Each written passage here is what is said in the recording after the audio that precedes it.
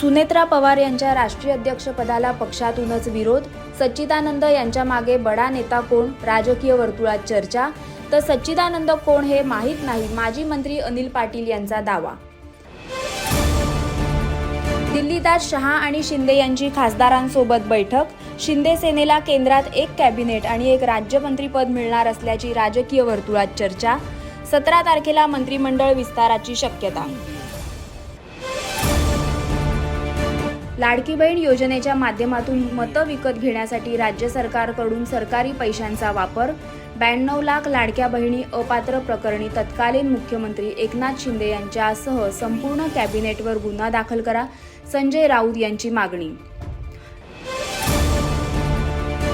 विनायक राऊत यांची सून गिरिजा राऊत आज मुख्यमंत्री देवेंद्र फडणवीस यांची भेट घेणार. गिरिजा राऊत मुख्यमंत्र्यांना एक निवेदन देखील देणार. माजी खासदार विनायक राऊत आणि त्यांच्या मुलावर याआधीच गुन्हा दाखल.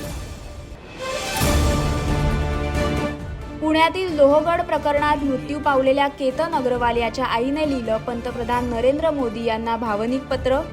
माझ्या मुलाची निर्घृण हत्या झाली, माझ्या मुलाला न्याय द्या, केतनच्या आईचं पंतप्रधानांना पत्र. जो राम का नहीं वो किसी काम का नहीं हे उद्धव ठाकरे यांना उशिरा सुचलेलं शहाणपण. उपमुख्यमंत्री एकनाथ शिंदे यांची उद्धव ठाकरे यांच्या रामरक्षा पठण आंदोलनावर टीका.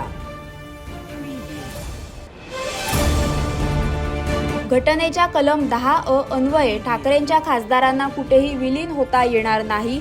उबाटांच्या फुटीर खासदारांना पक्षाचं पत्र. फुटीर खासदारांबाबत बातम्यांमधून समजल्याचं पत्रातून दावा. जुलै महिना अर्धा संपला पण महाराष्ट्रात कुठेही समाधानकारक पाऊस नाही. पावसात मोठा खंड पडल्याने शेतकऱ्यांमध्ये मोठी चिंता. धरणं नद्या पाण्याच्या प्रतीक्षेत. पावसात खंड पडल्याने राज्यात दुबार पेरणीची वेळ आल्यास अतिशय अडचणीच्या परिस्थितीत मदतीसाठी डीपीडीसी मधून निधी देणार, मंत्रिमंडळाच्या बैठकीत निर्णय. काहीही झालं तरी मी राजीनामा देणार नाही, ट्रस्टसोबत उभं राहण्याची हीच खरी वेळ. अयोध्या राम मंदिर समितीचे कोषाध्यक्ष गोविंदगिरी महाराज यांचं महत्त्वाचं वक्तव्य.